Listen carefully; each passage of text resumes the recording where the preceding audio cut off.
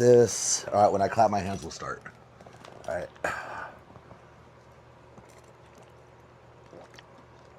All right, here we go. Damn, look at that bitch eating that girl's pussy. Right, 1, 2, 3. What's up, motherfuckers? It's DJ Full Auto on another episode of Hardcore Heavy Hitters, and I'm with the one and only motherfucking DJ Fiend in the house, and we just got back from Dominator. Oh my God, we just got back. Like literally just right now. We literally just fucking landed. This fool's gonna drive home another hour, but we decided to get one in while we still have our fucking memories. Yeah. Wits about us, which are fucking slim because we're jet lagged as shit. We just traveled like, what, 15 hours today? Anyway, fuck all that shit. We made it. We wanted to talk about Dominator and our experience. Oh my God, it was amazing. Where do we fucking start, dude?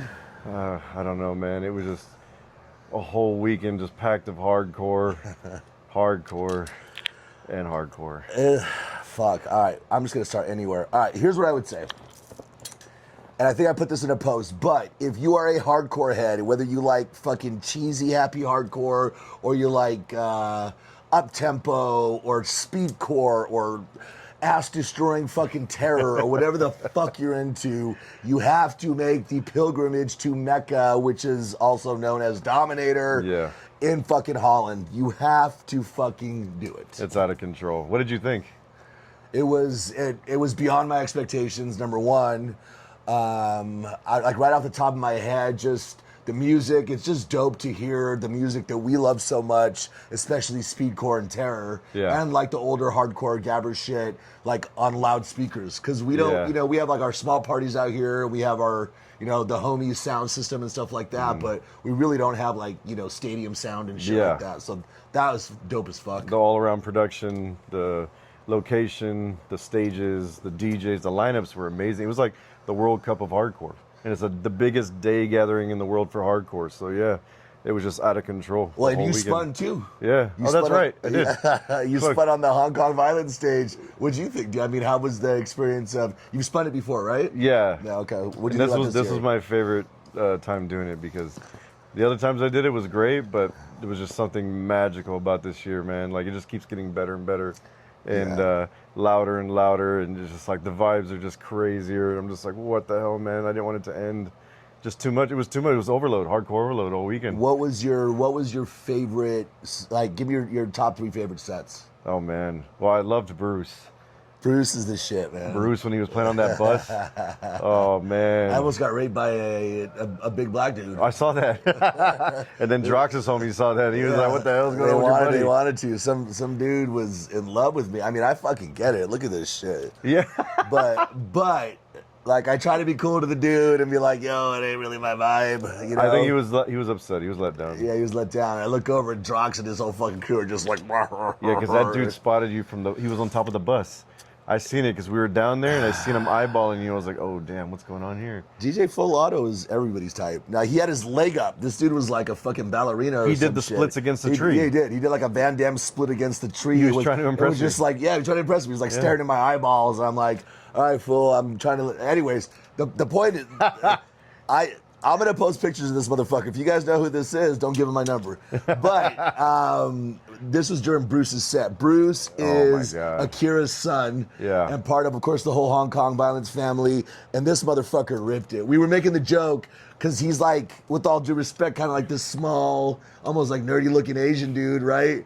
But he's sitting there just fucking wrecking the place, right? And we made the joke, like, we had to say, like, I had this little, like, Asian dude be like, if the DJ looks like this, you're about to get your butthole pounded or some shit, right? Dude, he just annihilated everybody, man. It was dope, dude. It was just like... Because Friday was the mild day. It wasn't even all the hard shit yet. But, like, Bruce just set the tone of it, like... Yo, this is hardcore. Yeah. You know what I mean? Because like, every stage was doing like up-tempo, hard style, whatever. Just a bunch of stuff we're not really into. But he kind of did this collage of like everything from like 90s to like newer stuff to crossbreed to terror. Like he just went industrial. He went everywhere. And I was just like, dude, he basically did it. He taught a master class to whoever was there. What was dope, I thought about it was like, how we were talking about how there was like, you're gonna miss some DJ set, right? Because there's so many DJs that you want to see, right? And so you almost didn't stay for every DJ's entire set because you wanted to like catch some of theirs, go to the next stage. But every time we tried to walk away from Bruce's set, another banger came on. We're like, oh fuck, I can't walk away from this. I gotta fucking do this shit. I was like, oh, we should try to go somewhere else. And we'd walk and we'd hear him playing Nas on Blue. And I'm like, oh shit, wait, hold on. And then he'd play another one. I'm like, oh my god, we just can't leave this stage, man. It's too good, man. It's so fucking good. Hey, do Akira, bro. Akira, man? Oh, hell yeah, man. G. What's up, That's G? my kid, man. That's my kid, you know? He's real hardcore, man. Fuck yeah. Fucking gangster shit. Dude, I love those guys, man. That dude is so cool. I got this cool video of him watching his son spin, and he just got this glow on his face. It gave me chills, man, because I love my dad, and I like being a dad. Moment. Yeah, proud dad moment, dude. Dude, we got to post that. I will, for sure. We got so much video that has not been, like, really, the best shit has not been posted yet. And there's so much of it, we got to go through it. Yeah. Well, all right, so Bruce was like a highlight for Friday. Yep. But Saturday. There's one, and it just like, it's like there's one and there's like all of the rest of them are tied for like two, right? But like, but my favorite for Saturday was Destroyer versus Akira vinyl set. Oh my god! Nobody was expecting it. Nobody knew. I didn't know. Nobody knew. I thought they were gonna like play laptops back and forth, and then I see them setting up one turntable. It's like, oh shit! Somebody pulled a turn. Like somebody opened a coffin and pulled out a turntable. We're like, oh shit! They're putting a turntable on stage. And then I thought like, oh, they must have a couple of tracks on vinyl they might want to throw on in between all the digital shit. But that's not what happened. No. Akira had his record bag, and then Destroyer had some records, and then they just basically had a freestyle session of everything that they were just into. You know what I mean? I was just like my iPod. They basically took my iPod on vinyl and just played every fucking song I love. I've seen a couple white labels thrown in there. I've seen a couple of like Destroyer records, some Delta 9. We spotted that Disco Inferno record right away. And that kid that was right next to the record bag, he was losing his mind. He couldn't believe what was happening, like what he was hearing. It's like he was And it was genuine too. Like every time the Destroyer would play like one of his tracks that were in Italian, I think he was an Italian kid, and he would just be like, oh, what's happening? And I was looking at this dude like, this is the shit. And I caught this one dude take his phone and go over to one of the records and take pictures of it. It's like some old nerd shit, you know? He's like trying to find the secret gems. And during the set while they were playing, I'm behind them filming. Akira would every once in a while just come over to me. He's like, dude, this is so sick, man. Right in the middle of the set. Yeah. I'm just like, what are you doing? Go play, man. You know you're fucking a true hardcore head, like a lover of music. When you're DJing a vinyl set with Destroyer and a track comes on, you're like, I got to go back and tell the homie right here how much I love this shit. You're like, I fucking love this song. Yeah. I just love the energy that set had, because it was like being here at the homie's house, just freestyling, having a good time with your records. And they brought that vibe to the crowd, and the crowd was just eating it up. Like, oh my God, it was so good. I felt bad who wasn't there. For whoever wasn't there. I know, man. I was thinking about the people that weren't there, and I'm like, damn. Our friends, especially. Because certain friends of ours, like Arsid, like they love Destroyer, and they love Akira, and they were like, this is like an all vinyl fucking set. Ryan would have had a neck brace on at the end of the set because he'd have been headbanging so hard. I was thinking about him. I was like, fuck, that sucks. This dude's missing it right now, but but the other one was Drox, you know, like just Drox, just in general, right? Yeah, just in general. He is the general. That dude is a fucking celebrity, bro. He's King Terror, man. Yeah, he's King Terror. You know what I mean? And not only that, I love the way he interacts with the crowd. He does. He gets on the mic. He's a rock star, but he doesn't act like a fucking rock star. Nah, he just comes naturally. He just is a rock star. He's cool, man. He's dope, man. He's a leader. He is a leader. You know what I mean? Yeah, that dude's dope as fuck. He's out there showing all the terror heads what's up, man, and saying, hey, this is our community. Fuck the fireworks. Fuck this, fuck that. So we got a video of him explaining what fuck the fireworks is, and we'll post that shit up too. But that's dope as fuck, because it's like there's the main stage, which is like we just went and looked at it for a second, but we basically stayed at the Hong Kong Violent stage, and we hit a couple other ones when the homies were spinning, and I didn't want to leave the Hong Kong. Like to me, what it looked like was a stage on the beach, even though it was like a man-made lake with sand. It looked like the beach. And I was like, dude, I could pull up a fucking lazy boy like this and just sit here every weekend and watch this fucking music happen. Yeah, but don't forget, Prospect Stage was lit because we went over there. Manu was fucking killing it. Fucking Miyuki was killing it. Timon and Adamant Scream was killing it. we missed DJ producer because we were just floating It's around. hard to catch it all, man. But remember, he was playing in Hellfish, was killing it with Skeeta. Hellfish fucking killed it, dude. Skeeta and Hellfish were just going nuts. Yeah. The whole crowd was like, what the fuck I got to get this out there real quick. I need a fucking track ID. When Drox and Akira were playing, one of the it wasn't Akira because I asked him and he didn't know. It was Drox. It was Drox. So Drox played a track that has the former, well, you know, I'm not even going to say that, but somebody that was very associated with the Philly mob, Joey Merlino, a sample of him saying something to the effect of, hey, you tell those motherfuckers whenever they want to meet up, I'm down to meet up. You tell me when and where, and I'll be there. And he goes, but I guarantee you they won't fucking be there. Yeah. Whatever that track was, I need that track. Drox, if you hear this, friends of Drox, if you hear this, what track was that? We need it. I need that shit. Yeah, because for a second I was like, maybe it was a Richie Gambino track, but nah, maybe you said it was newer. Yeah, because Joey Okay. Merlino, like since he's been out of jail, he's got a podcast, and I heard him say the sample on that, and it's Okay. been within the last couple of years. So, Yeah, so I don't it's even got to know be a it. newer Yeah. track for sure. I mean, what, you know, besides my list, what was your favorite sets? Was it the same Yeah, list? I mean, it's the same one. Yeah. But, you know, the bits and pieces, like when our Carta Pain was, like, as soon as the Carta Pain goes on, it's like 6 million ways to die, cheers, Yeah, and you're just like, yeah. oh, fuck. Yeah. And then just like, I mean, honestly, like I got to experience the trip differently than the way like the average hardcore head would, being with you and Yeah. being backstage in the artist and just like sitting there, like, you know, sipping a beer, and then you just have like Drox, Akira, Destroyer, Trip, fucking Hellfish, Yeah. everybody just walking around, high-fiving each other, laughing, shooting the shit. Yeah. And you're like, what the fuck? And I'm like, I think I told you, I'm like, did our plane crash and we Yeah. died and we didn't make it to Dominator and we're in heaven and this is what's going on right now? Like, it was surreal. Yeah, because then dude. we run into Roughneck, we run into Rough- Promo, we go to the Prospect stage, we run into Lime West, Dark Raver. Dark Raver, Lenny D. Don't get me my started. God. All right, you know what? DJ Full Auto is going to step away real quick. All right. And we're going to have a special guest coming up. Dude, Lenny D. I can't, man. Lenny D is just hilarious. Hey, what's up, you fucking guys? What's up, man? What's up, guys? Fucking Lenny D here. All right, yeah. Dominator was fucking exciting, huh? I saw this fucking giant full auto cocksucker. He comes, his motherfucker. That's it. Yeah, get a little. I fucking love Lenny D. Biggest dude. energy of the weekend. Oh man, that fucking guy. Besides you, Dude. he's the biggest energy. He's a way bigger energy ball Because than he me, did man. this set with fucking Dark Raver, and as soon as he was Dark done, Raver's dope too, man. Yeah. As soon as they were done, he was just in another like phase of energy. He was just like, let's part, let's keep it going.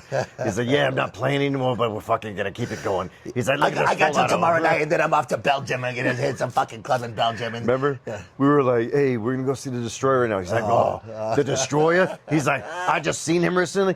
My God, this guy, he had fucking blood coming out of his eyes. I saw this fucking cocksucker in Belgium at this club. He had his fucking eyes, fucking blood coming out of his eyes, this cocksucker. Dude, when he saw me, he called me the pole climber. Yeah, Hey, yeah. the fucking pole climbers here. Oh my God, there was a line of people trying to talk to him. Dude, that was. I told you, like, when Lenny D stepped off the stage, the way Drox is kind of like the mayor there, right? Yeah. Like the king. But Lenny D for us, like, he's like a fan favorite. Yeah, right? yeah, You know what yeah. I mean? Where he comes off and, like, there was literally a line of people, like, it was like a Sears photo shoot to come and shake his hand, like Yeah. a meet and greet. And he just out, like, I love that about Lenny D. As soon as he's done, he steps off and goes right to the fans. Yeah. And just hangs out with the fans and takes pictures and talks to people and fucking busts the balls and all this shit. He was hugging everybody. He was telling stories. He was like hardcore Santa Claus, man. He was fucking. He was loving Hey, it. fuck Santa Claus. And then okay? Santa Claus ain't got nothing on me. Oh my God. He's happy to do it. You know. Yeah, Like he's genuine.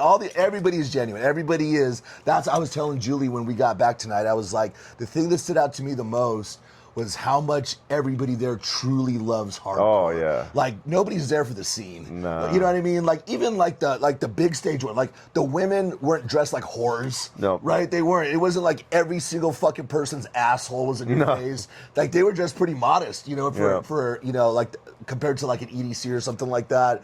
EDC is like butthole fest. Yeah, it's like, here, let me show everybody my fucking, my vulva, my areola, my fucking labia majora, minora, fedora, my fucking foreskin, dude. It was kind of like I was like, damn, these people are just modest, but like they all love like these chicks fucking blast it like hardcore terror on their eyebrow, fucking Gabber on their legs.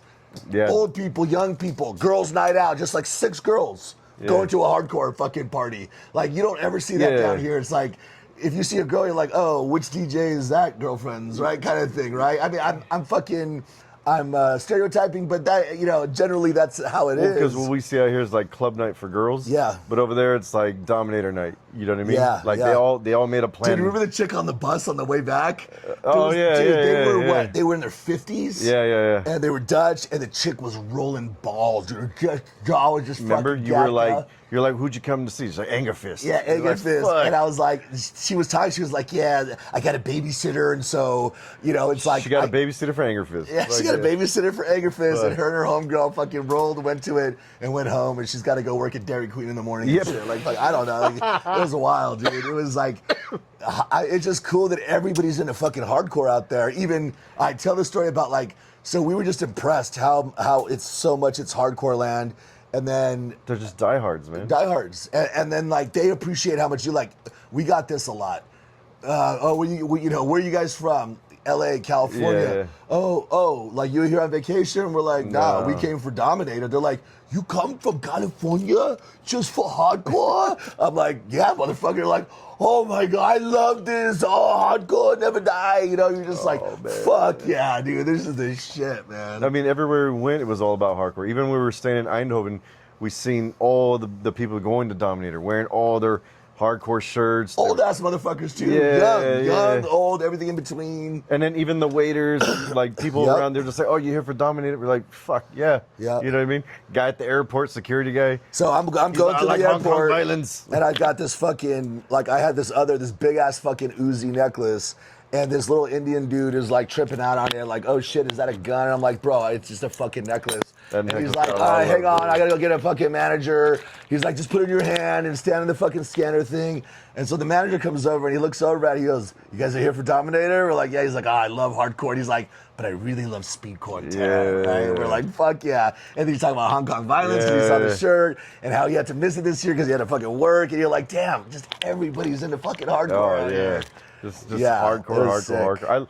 That's why I love going to the Netherlands, man, because it's always hardcore shit, man. Every time I go. People are cool as fuck, man. Oh, yeah. Everyone's just welcoming. Nice. Like, when they realize that you're really into hardcore, like, you're as passionate about it, especially, like, you traveled that far for it, it's like, you're just like, all right, you're my peeps. I'm also happy to be received by some of the people because I'm not that relevant at all. Yeah. I barely, pop up here and there, but there was still people that were like, I came here for you.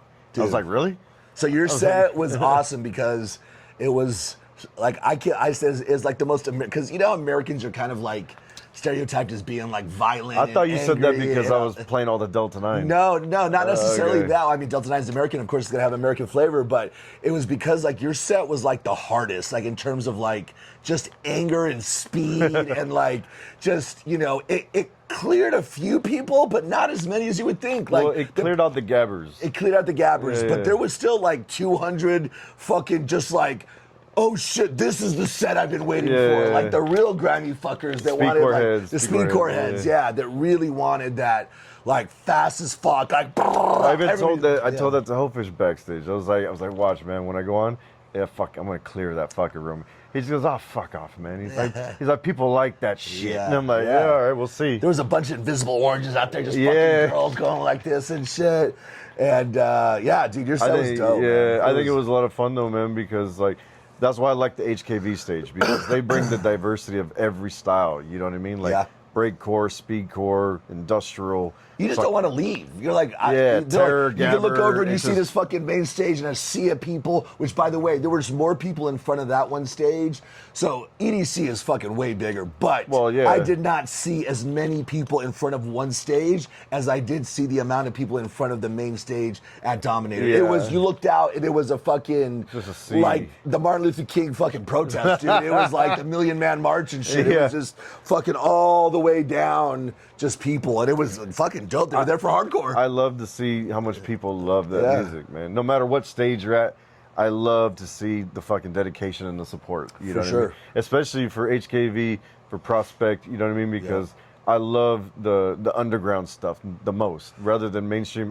But you got to have both, dude. You have to have both. Yeah, because the mainstream shit's gonna bring the revenue in. That allows them to pay the DJs. I'm not gonna hate on no one. No, fuck that shit. I'm not gonna hate on no one. Of course not, man. It's all fucking hardcore, right? But if it was up to me, you know what I'd have all night. Of course, but it's like, even then, it's like, we say that, but imagine like if it was all just the same shit. I know. That would suck too, right? Like, I know. it's cool like that like everybody has like a 10. Well, I guess what I do. Juicy J's in the house, get over here. Oh, hey, oh shit! Straight from Dominator, dude. Show the, come on, you gotta sit right here in the middle. She got the new gear. Wait, sit right here. Right here. The camera's right. See where the light is? Show the Dominator thing. I brought this back. This is the Hakken outfit right here. All right, I know you've never. Yeah, do it. The Hakken.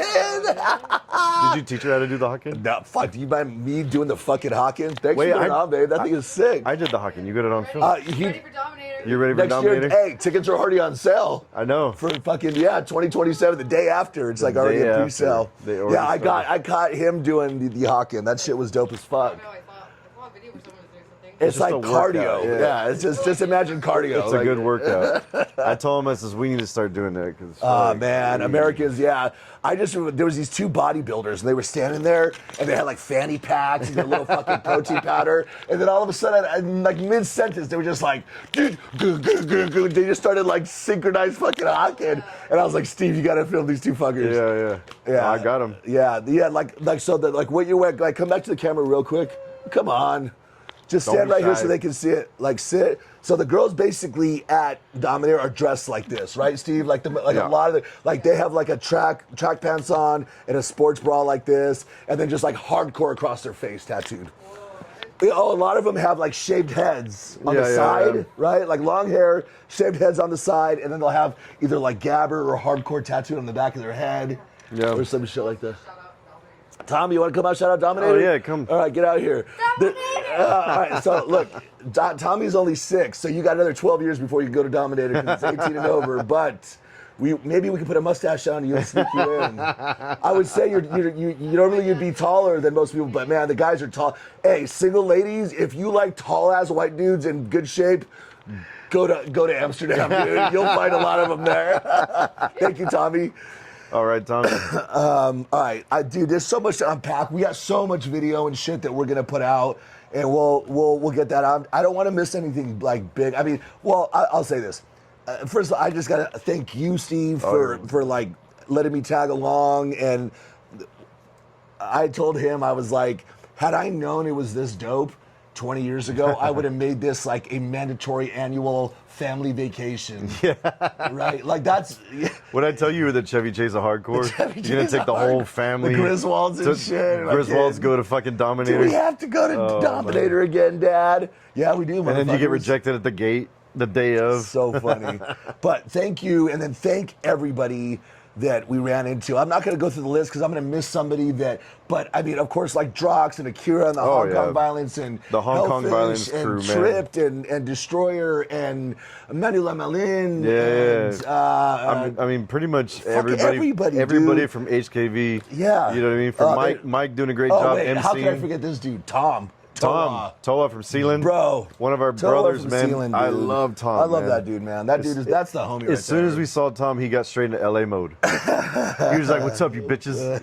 He was just talking shit. I think it's cool, man. I like that. I wish we were closer. Oh, yeah. No, we'd kick it with Tom a lot. For sure. Especially Akira, because Akira is the main G. I love Akira so much because he really fights for all the underdogs, you know what I mean? Like, everyone in the underground, he's like a big defender for all of us. And then you got Grandpa Drox, who just like leads the way for terror heads worldwide, dude. You know what I mean? King Terror, bro. Especially in Holland, man. Like, he's a fucking jewel out there, you know what I mean? Yep. I mean, did you see the crowd's reaction to him at the end of the night? Yeah. When he was on I was the mic. out there. I love just being a raver and just being not behind the stage and being out front and watching. I was in the crowd getting hit by people, and I was just like, fuck yeah.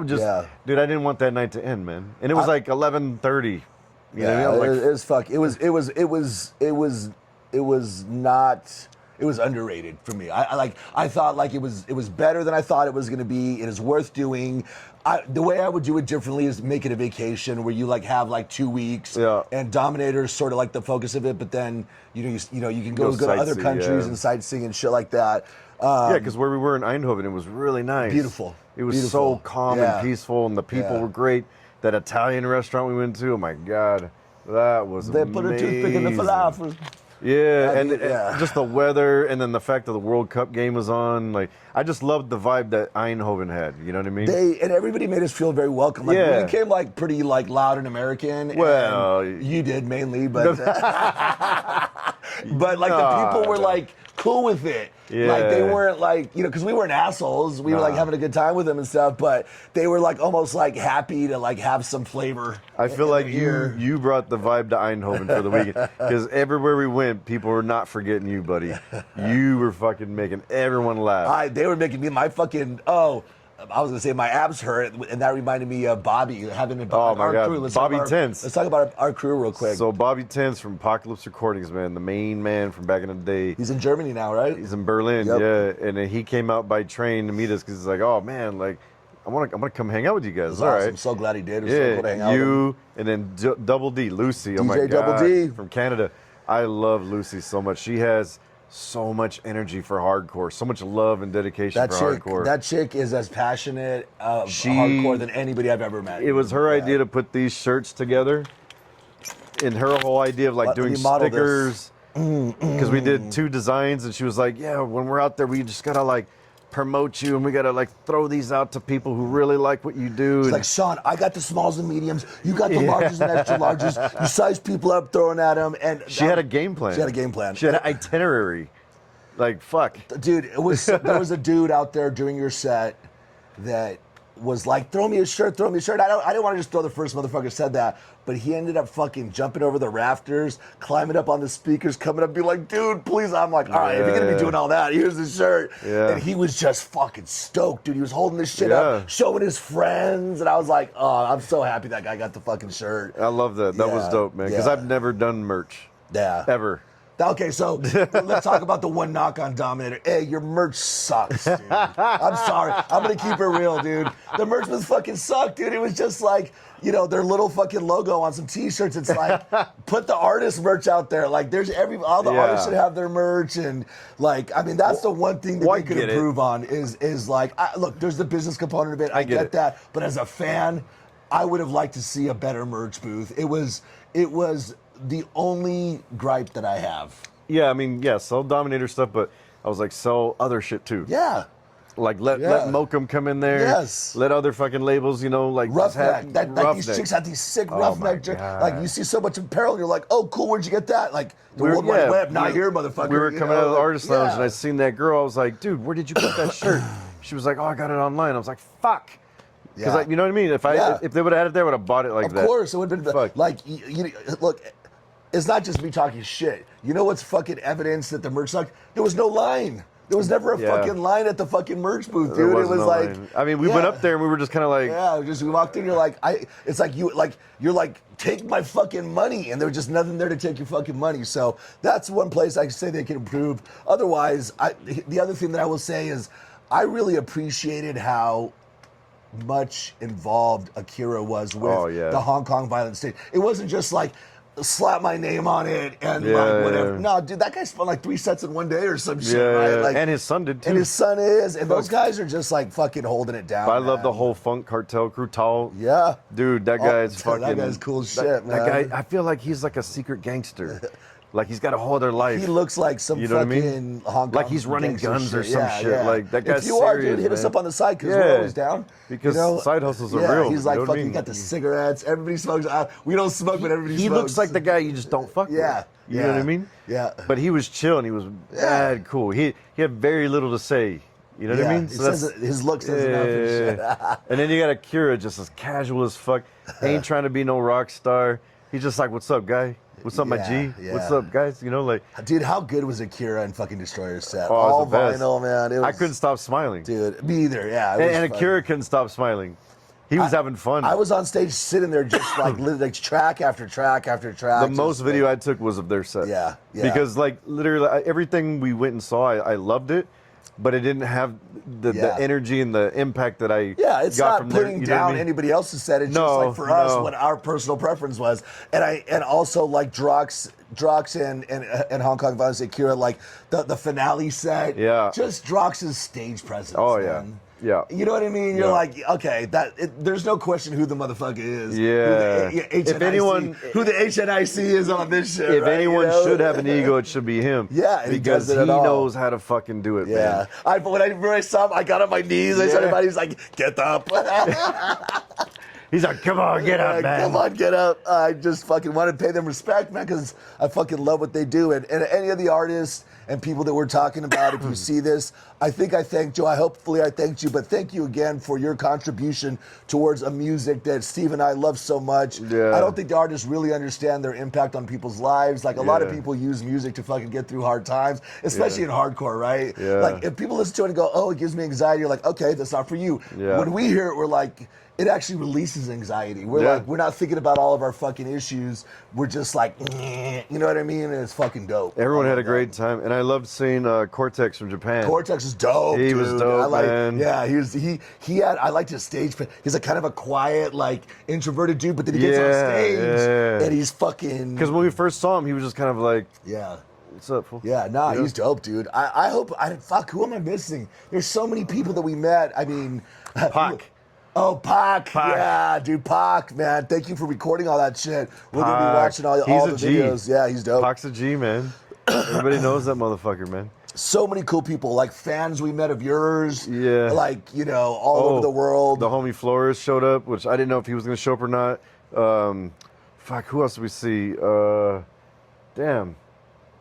See, now I'm starting to fucking forget. We're tired, everything. man. We're fucked. Like, the fact that we're actually even doing this right now, we're like on our last fumes, dude, honestly. Yeah. I sound like Lenny D now. Listen, cocksuckers, you're lucky we're doing this fucking podcast for you. You understand? But it's okay, because I'm going to be on a fucking train to Germany tomorrow. Yeah. All right? And then Jules got me over to fucking France. Yeah. And then we're going to fucking hit this cocksucker, and it's going to, fucking we'll figure it out along the way.